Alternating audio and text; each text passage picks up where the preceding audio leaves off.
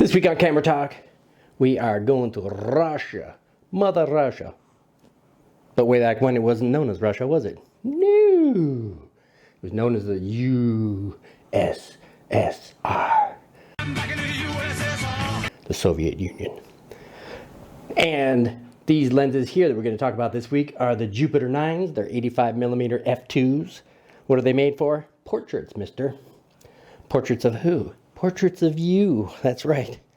This guy is my portrait master. So we're going to be looking at the Jupiter 9.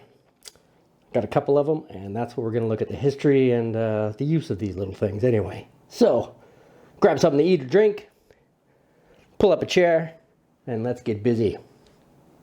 Here I am, Vietnam. Rain is always coming down.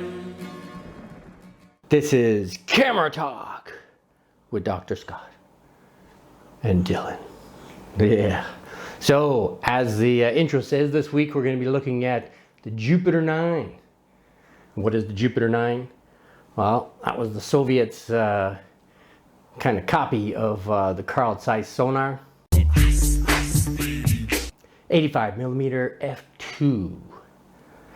Is it as good as the Carl Zeiss sonar? No way. Probably not. But it's also not that bad either, right? So, you know, way back, let's jump in the Wayback Machine. At the end of World War II, you know, the Soviets...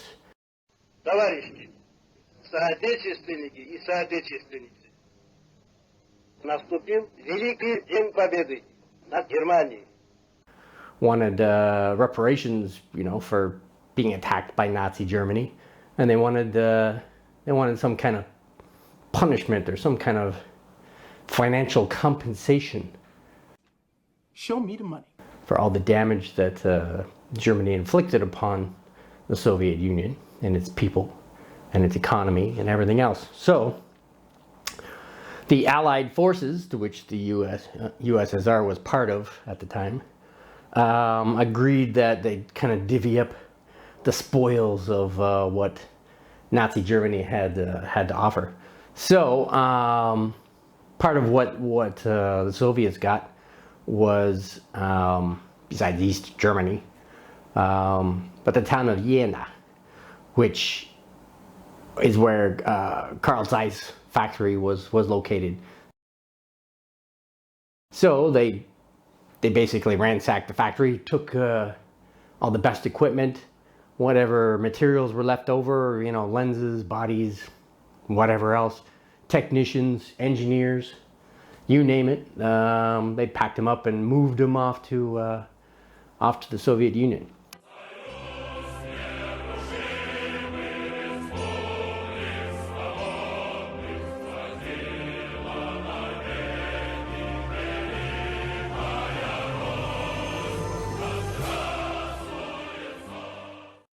And of course, once they brought them back home, again, they kind of divvied them up around various optics factories. And for this particular one, the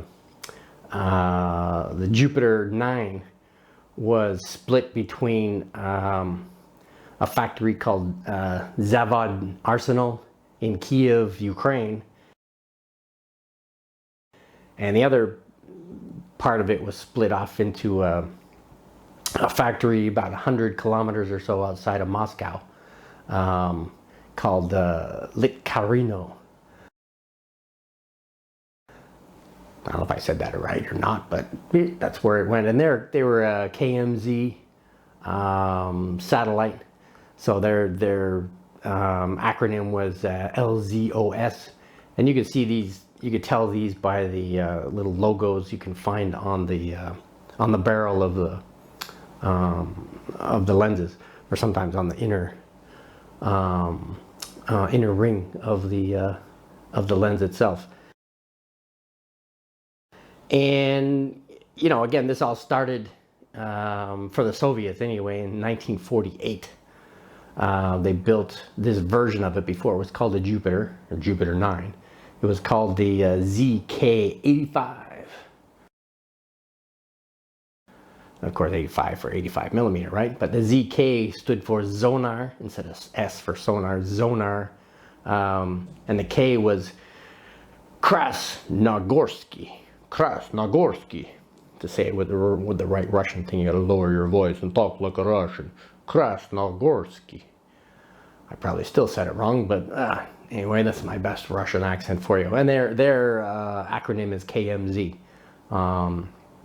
So anyway, they built it, for the next few years, prototypes, this and that, trying to work out the bugs, so to speak.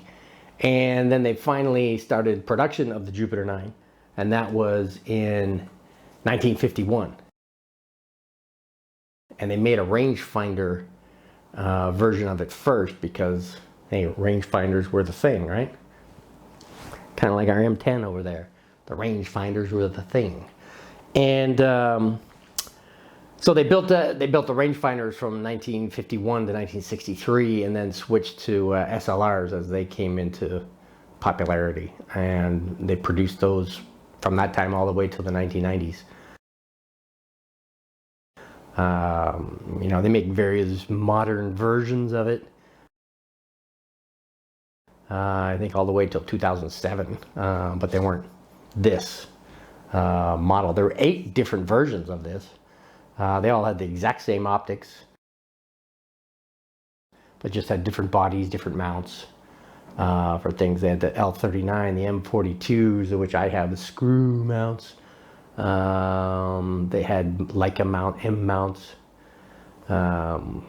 contacts, Pentax, you name it. They made a bunch of different mounts for these things. And so anyway, the specs on these lenses, as I said, they're all the same. 7 elements in 3 groups, because again, it's a sonar design. Its close focus is 80 centimeters, so it's not quite as good as a regular rangefinder, which is 70 centimeters, but it's an 85 millimeter, so again, 80 centimeters is good enough for an 85. Bokeh blades, Bokelicious, baby. 15 blades, got 15 blades, very nice. The 2 versions I have, one, they're in great condition. The other one, there's a little oil here and there. Ew! But again, it doesn't spoil anything. How heavy are they? 400 grams. So they're not light, but they're not super heavy either. It's cut somewhere in between. Now I've got two versions. As I said, I've got the what I call my Frankenstein version, because the body itself is from 1988, and it was made at the Lit Carino factory in 1988. Again, the serial numbers are the giveaway. The first two digits are always the year of manufacture. So mine is 88008800. Kind of a cool serial number, huh? 8808800.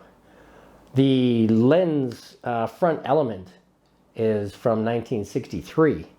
So again, somebody at home made these, taken out the front element, which I guess was damaged and whatnot, and put another element in it. So this one, again, 1963. So this was the first year that the lens was made for SLRs. And it was the 1391st copy that was made. So again, it's my Frankenstein lens because it's made from 2 different eras, not even close to each other. And then my other one, which I have on my Sony A7R II, is from 1978, and again, it was made at the LZOS factory as well in Moscow, or just outside Moscow. So, what I'm going to do is do my usual, show you what it can do as far as where I'm sitting, or where Dylan and I are sitting anyway, away from my Canon M50, which is filming or recording this video. And what I do is I take a shot of the lens plate at the end, which is a kit lens, 15 to 45 EFM lens, So I tried to focus in on the end of the lens to see how clearly we can read the script. So I'm going to start with my, I'm not even going to say the earliest because it's in between. This is a 1978. And again, it was the 8713th lens. This one actually says made in the USSR. The Soviet Union? I thought you guys broke up. Yes, that's what we wanted you to think. So I'm going to start with this one and then give you a shot of that. So as usual, let me try to get in as close as I can. And wait. Are we wide open? All right, yes, we always do these things wide open. So again, let me, don't want to block Dylan. I know the audience needs to see you, buddy. All right, I think right about there is good as it's gonna get. All right, 1, 2, 3.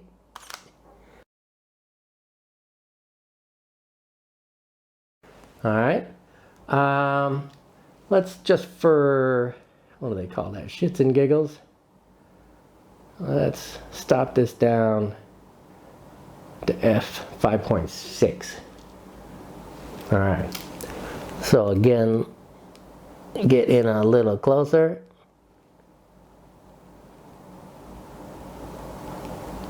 And that looks right about there. All right, 1, 2, 3.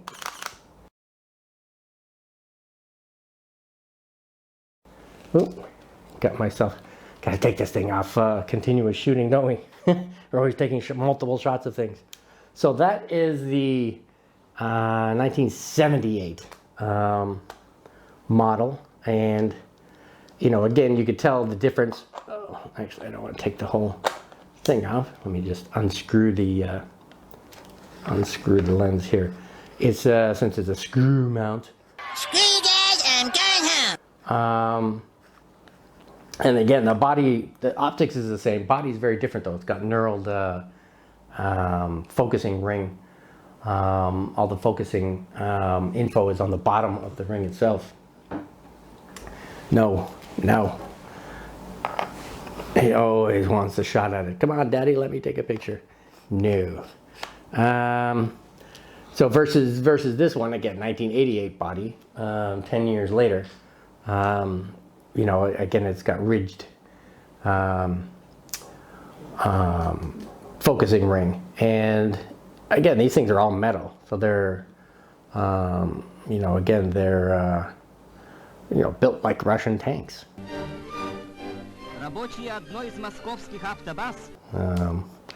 don't know how well the Russian tanks actually did during the war. So again, let me wide open. All right, here's wide open. 1, 2, 3.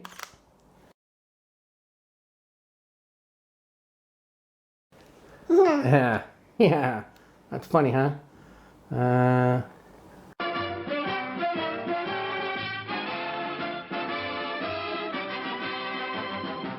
And so this is at 5.6. Alright, zero in nice and tight. Alright, good. 1, 2, 3.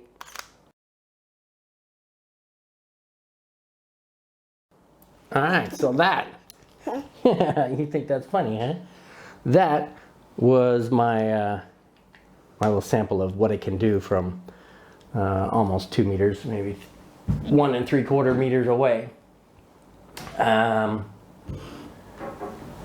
So again, those were the shots of from here to here. Now a little more distance, maybe a few meters away, a couple meters anyway, between 2 and 3. I did samples of Dylan as well. So here is Dylan with the with my Frankenstein lens. Some samples of you. Ready? 1, 2, 3.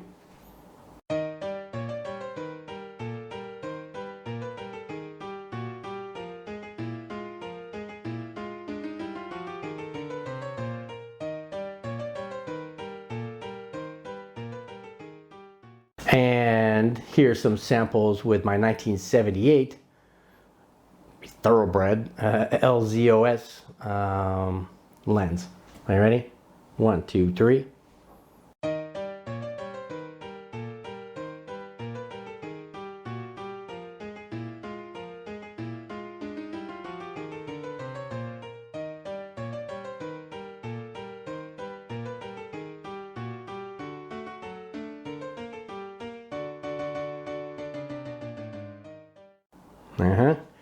And some random pictures of stuff taken with the Jupiter 9 as well.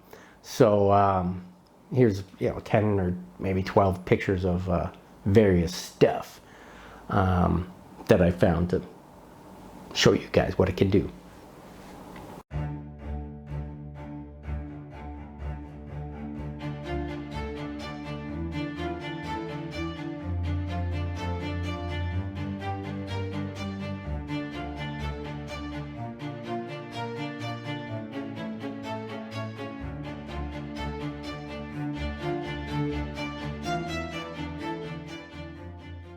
And that was pretty much all I've got to say for the And that's all I have to say about that.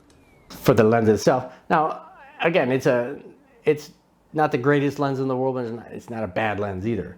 Various copies as usual. You know, the Soviets weren't well known for their QC, quality control. So they'd put them together, get them out on the market, sell them. And, you know, so some models you're going to get, or some samples you'll get, are pretty soft, wide open. But again, for a portrait lens, that's not a bad thing. But some you'll get are fairly sharp. Mine aren't that bad, actually. They're sharpish. Definitely not across the entire frame, but where it counts. Its sharpest points between f4 and f8, which is why I got a 5.6 in there for a little sampler for you. But otherwise, you know, it also it can flare quite wildly, actually. So it could have a nice artistic, creative element to it. But if you don't want it to flare, obviously put a hood on it, right? Or shield it with your hand, or you know, whatever you need to do. Some spherical aberrations could be an issue, again, depending on the situation and depending on, you know, the sample you have. But other than that, it's not last yet. Let's talk about my little plug for Luminar, right? Luminar, it's my photo editing software. So I like to use Luminar Neo, which is the brand new one, and Luminar AI, which is also a great bit of software. And why are they cool, mister? Well, because they're easy. They're very simple, very user friendly, and they do their job. They do as advertised. And you know, Luminar Neo is the new one. It's got power line removal. You don't even have to highlight what the power lines are. Just click on the power line removal button. Click, whoop, and it's gone. All the power lines gone. Spots, like dust spots on your sensor. So even though you should keep your sensor clean, but you know, now with this type of software, hey, that dirty sensor isn't that big of a deal anymore. Click, whoop, gone. Nice clear picture. Relighting the scene, moving the lighting, whether it's coming from this way or behind or above, you can move it around. That's pretty cool. And so, you know, again, it's a brand new bit of software, so they're constantly upgrading and tweaking it until it gets to its final version. So we'll see what that looks like. Even I don't know yet. So anyway, go for it. Luminar AI is what I've been using all along. Most of these pictures here are done with Luminar AI. And, you know, again, it's a great bit of software, right? Yeah, great bit of software. So if you want to get yourself a copy of it, but you want to save some money because it's already economical, right? $60, $70, $80 or so. Click below. Click below and you'll save yourself $10. That's right. If you're into saving money, which you should be here at Modesty Photography, saving money is something we're into. And $10 is $10, right? You save $10 off your purchase, so why not? As I said, click the link below, it'll take you right to it.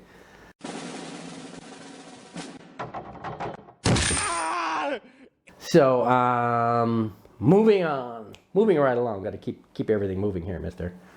How about you support our channel? You know, support our channel and, as Dylan says, subscribe.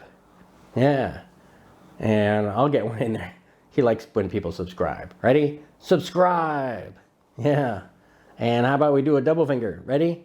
1, 2, 3. Subscribe. Yeah. So subscribe for him. You know, it helps expose us out to the world because, you know, the algorithm at YouTube loves the subscribers. They also love the thumbs up, right? The thumbs up. Give us a thumbs up for the thumbs up girls.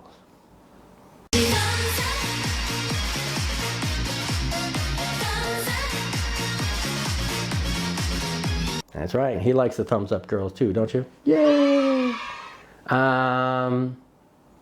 Anything else we could say? Well, how about you stay safe out there, right? Stay safe out there because it's a COVID world we live in, and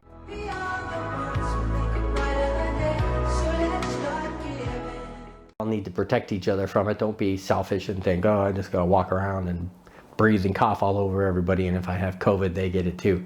It's very nasty stuff. I'm sure it may not kill you. I know a lot of people think that, oh, well, if you get sick and you can get over it, who cares? You know, look at the other long-term ramifications of that, right? It damages your lungs forever, like damaged lungs and stuff. The heck do you want with that? Even though, yeah, you survived it, but now your lungs suck. They suck. They just suck. We don't want our lungs to suck, do we? Especially him, he's only 21 months old, right? He deserves a full life ahead of him, you know? You're gonna be a big footballer. And so, yeah, be safe, be careful out there. What you talking about, doctor? Because you belong here. And where do you belong? At, are you ready? At Camera Talk with Dr. Scott and Dylan. Yeah. So come on back next week. We'll do this again. And we'll talk about another lens, another something to do with photography, right? Because at Modesty Photography, you know, we're all about saving you money, talking about vintage lenses, talking about cameras, talking about techniques and tricks, tips and tricks, and all kinds of different things to do with photography. You know, if you just want to talk about anything else, let me know, and maybe we could talk about something. Oh, are we boring you? Sorry. All right, well, he obviously wants to have a nap or something, so I guess that's our cue to go, right? So come on back next week, and we'll do this all again. So thanks for dropping by. Thanks for subscribing. Thanks for the thumbs up. And we'll see you in next week's video. All right. Bye-bye. Here I am,